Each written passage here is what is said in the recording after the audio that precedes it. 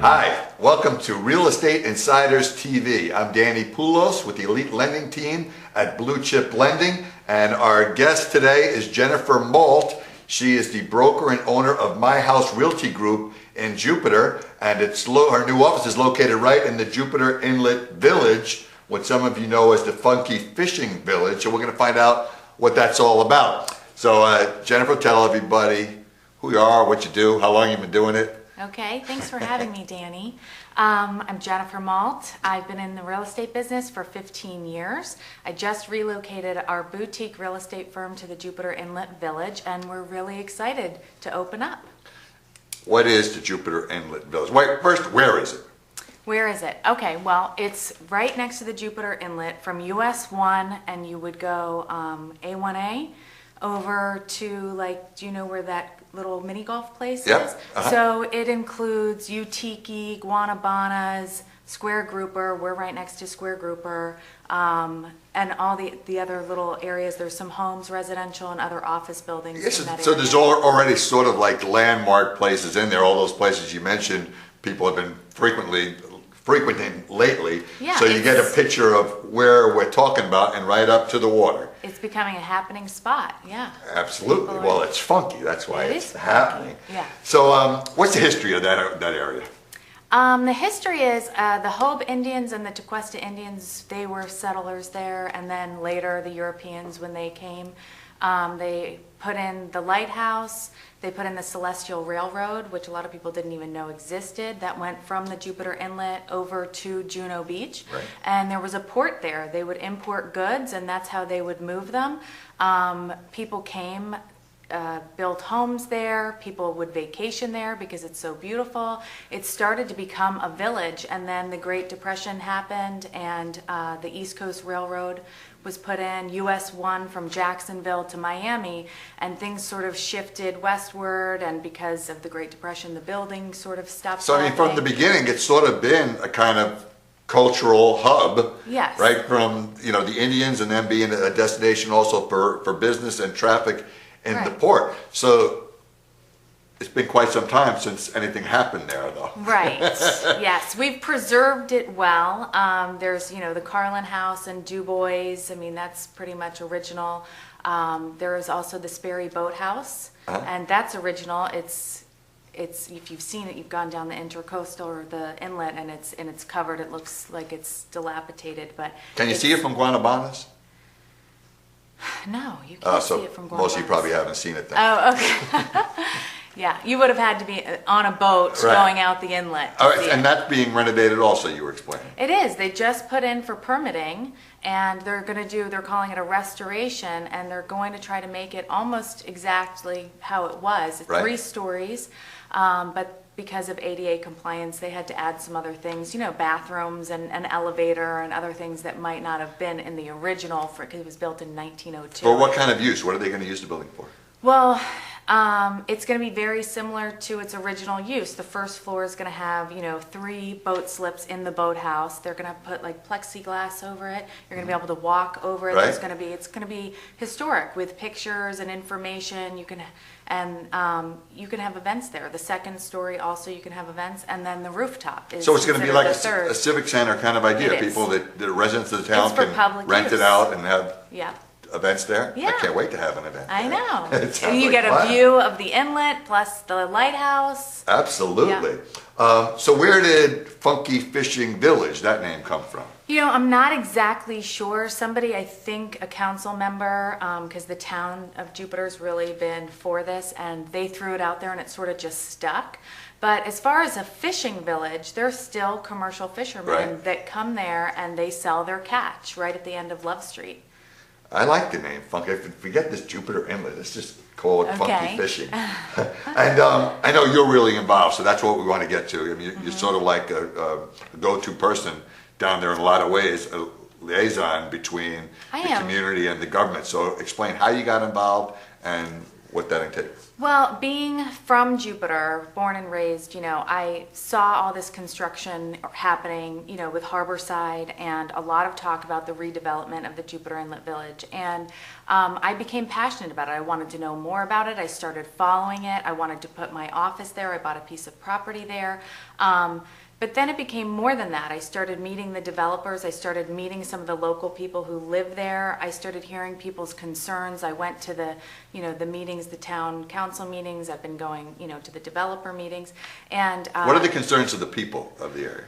Well, I started hosting women's meetings to get input from the local people because there's some people who are very excited about it and they have great ideas to share, and we want to hear what those ideas are. And the developers ask me, share anything that people come up with. That would be great. And then we get some people who are a little cautious. They're a little nervous that, is it going to end up like a concrete jungle? They want to preserve the natural state of the area.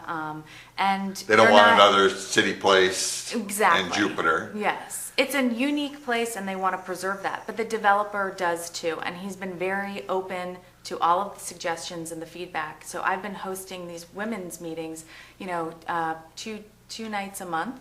And I get people, all types of people that come and either in support or against it. But my feeling is, communication is something that you need across the board. Whether you're selling real estate, you're talking to your child, anything like that. There have been some people who have shut down in anger and frustration, and I understand that, but I want them to feel like they're being listened to, and I also feel like any feedback we can give the developer so that we end up getting, he wants to give us what we want. He wants this to be successful. Right. I want this to be successful. I don't want it to be a concrete jungle. I want it to be unique. We all do, something organic, something where you feel like it's beachy, and you can bring your kids or you can bring your parents. It's for everyone.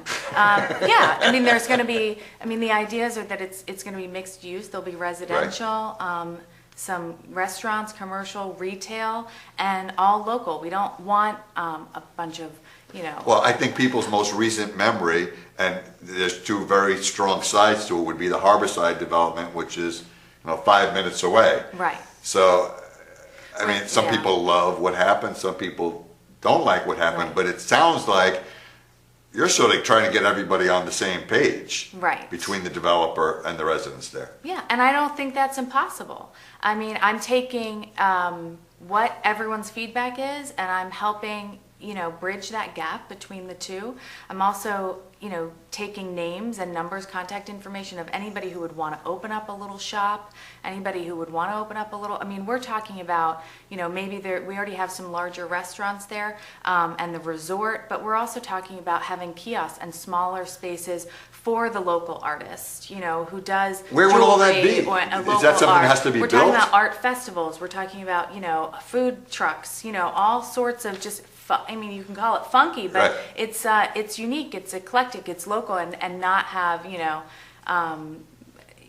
want Publix there. I love Publix, and I am a Floridian, but how about just a market that does, fresh fruits and vegetables and that are, locally grown? That's point is there going to be a lot of new construction down there? Is there going to be land available? Are they going to be building all this stuff? Right. Yeah, there are. There's the Sunny Sands property that is in the works for future development, and there's also the parking lot and all the way from A1A and Love Street to the water. And there's also an outdoor center that they do paddle boarding and such, and that's at the end. There's a dock there, and that's where the commercial fishermen come in. So those two pieces and any other pieces that, surrounding are going to be, they're going to be developed. Will there be new residential properties in there too then? Right. What type will that be?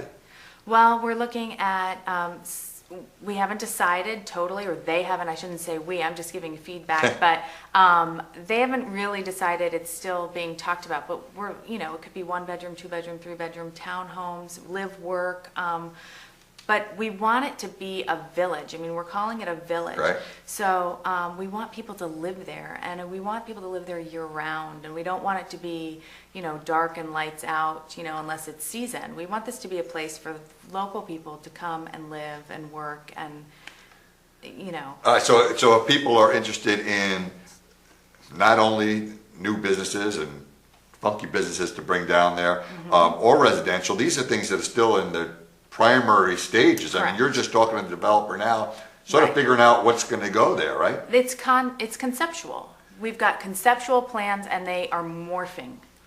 So it's not something that's just going to mushroom out of the ground like Harborside did, and people say, "Oh, there it is." No, and and there's been a little bit of talk of possibly constructing a little bit at a time, right. you know, so that it's not just one whole piece, but there's different, you know, sections that it's. So really, the reason you're here is because you're sort of spearheading that communication between the developer and the local people in the area, and of course Right. you open your real estate office Right. there in the village. So I for wanna- people watching, it's not just if you're thinking of investing or having a business down there, or if you're looking to buy residential, if you're just concerned about what's going on, then you would be the person to talk to about that. Right. If you just want to talk and you want your voice Right. heard, if you want to come to the meetings, if you want to find out any updates about what these concepts are, Right. what the ideas are, if you are looking to open up a little coffee shop, a little boutique, a little, you know, anything, the more interesting, the more off the wall, the more unique. We don't want this to be like every other city. Right. We want it to be unique, and we want it to, you know, have that local organic feel. And I think that was the concerns of most people was, you know, they love like the guanabanas. Right. Well, we can have that. We can have a lot of that. Right. You know, we can have a lot of cool concepts. But I'd love to hear from everybody, because the more feedback that we get, the more creative we can get. Absolutely. With this. So for all our funky, fresh locals, get in touch with Jennifer if you want to be involved. And Jennifer, Right. tell them how to do that. You can call me at 561-203-1234. Email is info@myhouserealty.com, or go to the website at www.myhouserealty.com. Get involved, get funky. Thanks for coming in today. It was great. Yeah, thanks.